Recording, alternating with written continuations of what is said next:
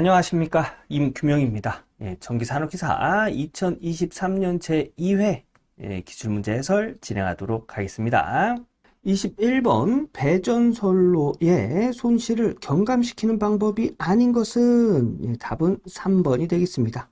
다중접지 방식 채용은 안정성과 관련이 있는 거예요. 그래서 손실 경감과는 관련이 없습니다. 답은 3번이고요. 여기 배전선로 손실 경감 방법 이렇게 쭉 정리해 놨으니까 요거 한번 읽어 보시고요. 전력 손실 공식 요거 암기해 주세요. 요거 이제 전력 손실 구하는 공식인데 요거는 요 I 전류 I를 기준으로 해서 이제 식을 정리하면 우리 P는 삼상일 때는 루트 3 VI 코사인 세타로 유효 전력을 나타내죠. 여기서 I를 기준으로 해서 식을 정리하면 전류 I는 루트 3 V 코사인 세타 넘어와서 나눠줘야 돼요. 그죠? 그래서 루트 3 V 코사인 세타 분의 P다. 그래서 얘를 여기다가 이렇게 적용시키면 식은 이렇게 정리가 됩니다. 이 식에서 볼 수 있듯이 여기 전력 손실은 전력량, 전력과 비례 관계, 그 다음에 요 부분은 여기 저항, 고유 저항 곱하기 면적분의 길이로 적용이 된 식입니다. 그래서 전력 손실은 전력, 그 다음에 고유 저항, 그 다음에 그 선로의 길이에 비례하고 전압의 제곱, 역률의 제곱, 그 다음에 그 전선의 단면적과 반비례한다. 요런 내용을 알 수가 있어요. 이 공식으로. 그래서 전력 손실 요 공식 암기해 주세요. 요거 암기하고 다음 문제 넘어가도록 하겠습니다. 22번 조상 설비가 있는 발전소 측 변전소에서 주 변압기로 주로 사용되는 변압기는 삼건선 변압기가 되겠습니다. 이거 암기하고 가는 거예요. 요거 이제 실기에 가면 요런 식으로 이제 표현되는 변압기가 있어요. 이런 식으로 입력이고 출력이고 여기에 이제 조상 설비가 이렇게 연결이 되겠습니다. 요걸 이제 삼건선 변압기라고 해요. 그래서 답은 3번. 다음 문제 보도록 하겠습니다. 23번 전력 계통의 전압 안정도를 나타내는 PV 곡선에 대한 설명 중 적합하지 않은 것. 이것도 암기하는 문제지요. 답은 1번입니다. 가로축은 수전단 전압이 아니고 유효 전력을 나타내고요. 세로축은 무효 전력이 아니고 수전단 전압을 나타냅니다. 그래서 설명으로 적합하지 않은 건 1번이 되겠습니다. 2, 3, 4번. 요거는 이제 맞는 설명이 되겠죠? 요거 한번 읽어보시고 다음 문제 넘어가도록 할게요. 24번 송전계통의 중성점을 접지하는 목적으로 틀린 것은 답은 3번이 되겠습니다. 중성점 접지하고 차단기의 차단 용량하고는 관계가 없습니다. 그래서 목적으로 틀린 건 3번이 되겠고요. 1, 2, 4번은 중성점을 접지하는 올바른 목적이 되겠죠. 한번 읽어보시고 해설도 한번 읽어보신 후에 다음 문제 넘어가도록 하겠습니다. 25번 가공전선을 단도체식으로 하는 것보다 같은 단면적의 복도체식으로 하였을 경우에 대한 내용으로 틀린 것은 이 문제는 복도체에 관련된 문제예요. 답은 2번입니다. 복도체는 인덕턴스는 감소하지만 정적 용량은 증가합니다. 근데 여긴 감소한다고 했죠. 그래서 2번이 틀린 설명이 되고요. 1번, 3번, 4번 복도체 관련된 내용이니까 한번 읽어보시고 다음 문제 넘어가도록 하겠습니다. 26번 평형 3상 송전선에서 정상 운전 상태인 경우 중성점의 전위는 평형 3상에서 중성점의 전위를 물어봤습니다. 이때는 0V입니다. 0V. 평형 3상이 뭐냐면 크기가 서로 같고 위상이 같은 상을 의미해요. 즉 3상이니까 상이 3개가 있겠죠. A상, B상, C상 이렇게 서로 크기가 같고 위상차가 120도일 때를 평형 3상이라고 합니다. 이때 중성점의 전위는 이 3개의 상을 모두 더한 전위가 되겠습니다. 자, A상에 우선 C상을 더하면 벡터 합성은 출발한 데서 이렇게 더해지는 거죠. A상과 B상을 더할 때는 A상의 끝점에서 C상이 출발하는 거예요. 자, 그리고 또 B상을 더하면 B상은 요렇게 더해지겠네요. 요렇게. 예, 이게 길이가 조금 안 맞는데, 예, 요런 식으로. 즉, 여기서 A상 더하기 C상 더하기 B상을 하니까 출발한 점으로 다시 돌아왔죠. 벡터에서는 이때 크기를 0이라고 봅니다. 0. 예. 그래서 평형 3상에서의 중성점의 거리는 0V다. 라고 하는 겁니다. 예. 그래서 답은 1번. 자, 다음 문제 보겠습니다. 27번 증기터빈 출력을 P킬로와트, 증기량을 W T/hour, 초암 및 배기의 증기 엔탈피를 I0, I1 킬로칼로리 퍼 킬로그램이라 하면 터빈의 효율은, 자, 단서를 이렇게 주고 이 터빈의 효율을 구해라 하는 문제가 나오면 요거 3번 찾으시면 됩니다. 요 공식 암기해서 찾는 문제입니다. 예, 그래서 요거 찾으시면 되겠습니다. 답은 3번 암기하고 다음 문제 볼게요. 28번 66kV 61Hz 3상 3선식 선로에서 중성점을 소리액터 접지하여 완전 공진 상태로 되었을 때 중성점에 흐르는 전류는 약 몇 암페어인가? 단 소리액터를 포함한 영상회로의 등가 저항은 200옴, 중성점 잔류전압을 4400V라고 한다. 자, 문제에서 물어보는 게 전류값이에요. 그죠? 예, 이 문제는 옴의 법칙, 전류 I는 R분의 V, 요 공식을 이용해서 간단히 해결할 수 있습니다. 자, 저항은 문제에서 200옴 줬어요. 그 다음에 전압은 문제에서 잔류 전압이라고 해서 4400V 줬죠. 그래서 200분의 4400 하면 이때 전류값은 22A 라는 걸 알 수가 있습니다. 그래서 답은 2번. 네, 요거 직접 풀어보시고 다음 문제 보겠습니다. 29번 송전계통의 안정도를 증진시키는 방법은, 답은 1번이 되겠습니다. 네, 송전계통의 안정도 향상 방법 해서 이렇게 정리해놨죠. 여기에 보면 동기조상기 설치 등 중간 조상 방식을 채용한다. 중간 조상 설비를 설치한다. 네, 그래서 답은 1번이 되겠습니다. 암기하고 다음 문제 보겠습니다. 30번 차단기와 비교한 전력 퓨즈의 설명으로 적합하지 않은 것은, 전력 퓨즈에 관련된 내용을 물어봤네요. 답은 3번이 되겠습니다. 전력 퓨즈는 한번 끊어지면 끝이에요. 네, 재투입이 안 돼요. 근데 차단기는 내렸다 올렸다 할 수 있죠. 네, 그래서 전력 퓨즈는 재투입이 불가능합니다. 그래서 적합하지 않는 건 3번이 되겠습니다. 자, 다음 문제 볼게요. 31번, 삼상 동기발전기가 그림과 같이 일선 지락이 발생하였을 경우 일선 지락 전류 I0를 구하는 식은, 자, 이 A는 무부하 유기기전력의 상전압, 그 다음에 Z0, Z1, Z2는 영상, 정상, 역상 임피던스다. 요거 일선 지락 전류가 발생했을 때 영상 전류 구하는 거예요. 요 공식입니다. 공식. 답은 3번이 되겠습니다. 일산 지락전류 시 영상전류 구하는 공식 암기하고 다음 문제 넘어갈게요. 32번 그림과 같은 배전선이 있다. 부하의 급전, 부하의 전력을 공급하는 거죠. 급전 및 정전, 부하의 전력을 끊는 겁니다. 급전 및 정전할 때 조작 방법으로 옳은 것은, 여기 보니까 차단기가 있고 단로기가 있네요. 단로기는 부하 전류를 차단할 수 없죠. 무부하일 때만 개폐가 가능합니다. 그리고 차단기는 부하 전류를 차단하는 역할을 하죠. 자, 그런 걸 생각해 보면, 자, 우선 급전할 때, 전력을 공급할 때를 이야기하겠죠. 자, 단로기는 부하가 연결되어 있을 때 개폐가 안 된다고 했어요. 그래서 부하가 연결되기 전, 즉 CB가 열려 있을 때, 차단기가 부하를 이렇게 개방해 줬을 때 단로기를 연결시킵니다. 이때는 무부하잖아요. 그죠? 연결시키고 나서 차단기를 연결시켜요.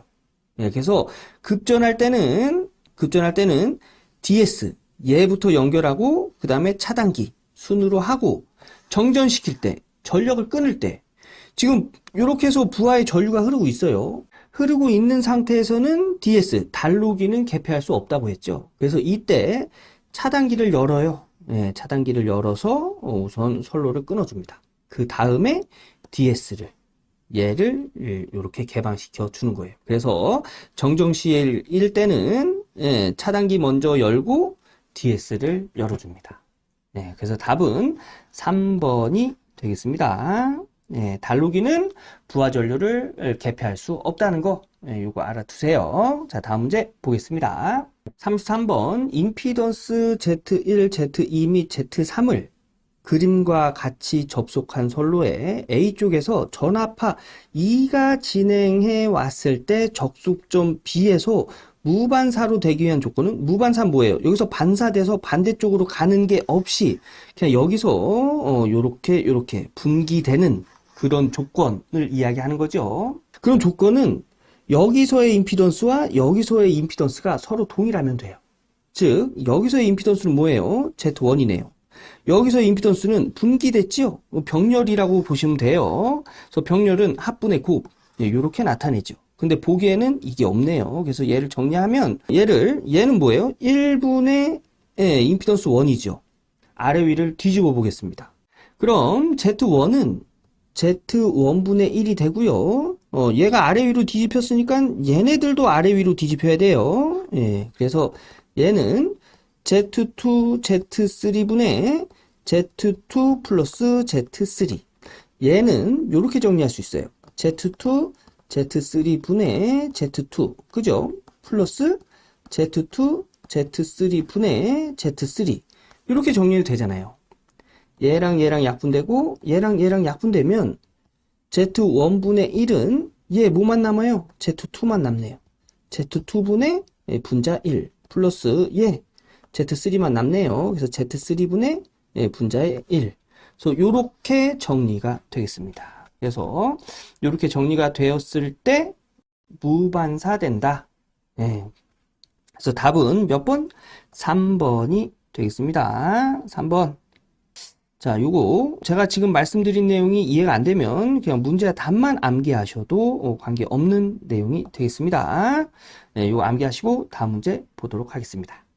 34번 송전선로에서 연가를 하는 주된 목적은, 연가는 뭐죠? 선로 정수의 평형되게 하기 위해서 연가를 하는 거죠. 그래서 답은 3번이고요.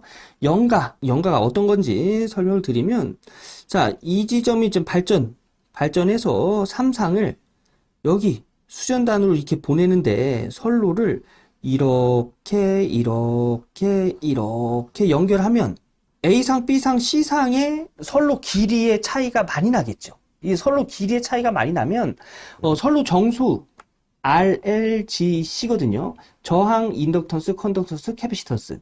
요것들의 값들이 엄청 차이가 납니다. 각 선로마다. 그럼 평형을 이룰 수가 없겠지요. 그래서 요럴 때 어떤 방법으로 하냐면 중간중간마다 선로의 위치를 바꿔줘요. 선로의 위치를. 그래서 이렇게 A상 여기까지 와서 한 단계 옆으로 이렇게 바꿔주고요. 여기서 이렇게 자리 바꿔주고, 얘는 또 이렇게 바꿔주고, 이쪽으로 와야 되겠네요. 이런 식으로 바꿔주고, 이런 식으로.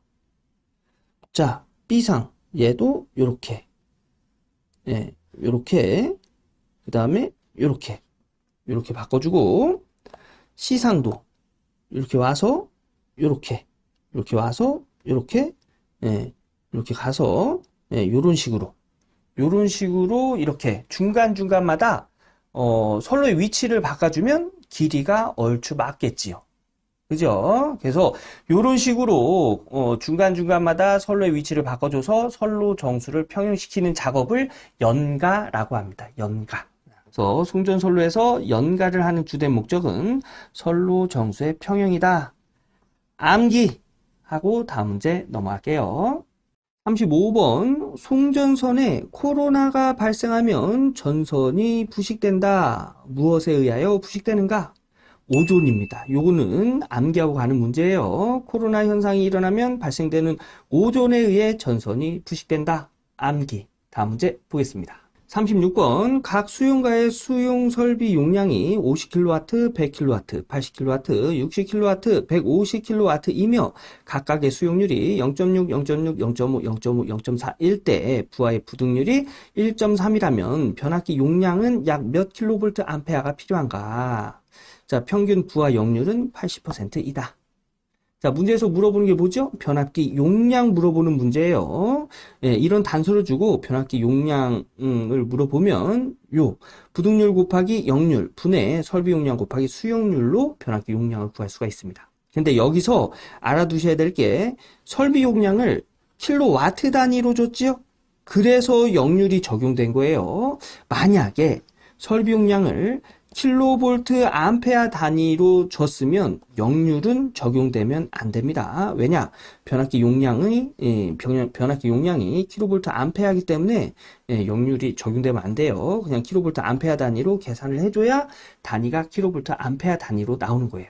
근데 여기서는 킬로와트 단위의 부하 설비 용량을 줬기 때문에 킬로볼트 암페어로 환산해주기 위해서 역률이 적용된 거예요. 역률. 네. 그래서 요 내용 알아두시고요. 자, 하나씩 보면 설비 용량 50kW의 수용률은 0.6. 그래서 수용률 곱하고 100kW의 수용률은 0.6. 이렇게 곱해주고 80은 0.5. 그 다음에 60도 0.5, 150이 0.4. 나누기 부등률 1.3 줬어요. 그죠? 그리고 여기에 준 부하 설비 용량이 킬로와트 단위이기 때문에 역률을 적용해 준 겁니다. 역률 0.8 적용해서 고학용 계산기로 계산하면 이때 변압기 용량은 211.59kV 암페어다 라는 걸 알 수가 있습니다. 그래서 요거 소수점 아래에서 반운율 하면 답은 212kV 암페어가 되겠습니다. 그래서 답은 4번. 요거 직접 풀어보시고 요거 공식 암기하셔야 돼요. 암기하고 다음 문제 넘어가도록 하겠습니다. 37번 석탄 연료 화력 발전소에서 사용되는 집진 장치 중 효율이 가장 좋은 것은 여기서 집진 장치는 뭐냐면 먼지 걸러내는 장치예요. 예, 먼지 걸러내는 장치 중 효율이 가장 좋은 건 전기식 집진 장치입니다. 예, 이게 정전기를 이용해서 먼지를 걸러내는 그런 장치가 되겠습니다. 그게 효율이 가장 좋다는 얘기입니다. 답은 2번 암기하고 다음 문제 넘어갈게요. 38번 출력 5000kW 유효낙차 50m인 수차에서 안내 날개의 개방 상태나 효율의 변화 없이 일정할 때 유효낙차가 5m 줄었을 경우 출력은 약 몇 킬로와트인가? 여기서 이 안내 날개는 뭐냐면 유체 방향을 유도하는 날개. 뭐 기체나 액체의 흐름의 방향을 유도하는 날개라고 보시면 됩니다. 뭐 여기선 그게 중요한 게 아니고요. 유효 낙차가 변했을 때 출력을 이제 물어보는 문제죠. 공식은 이렇습니다. 낙차 변화 후의 출력. 낙차 변화 전의 출력 여기서는 5000kW예요. 그 다음에 낙차 전, 변화 전 낙차 50m네요. 그 다음에 변화 후 낙차는 유효낙차가 5m 줄어들었기 때문에 50m에서 5m 줄어든 45m가 되겠습니다.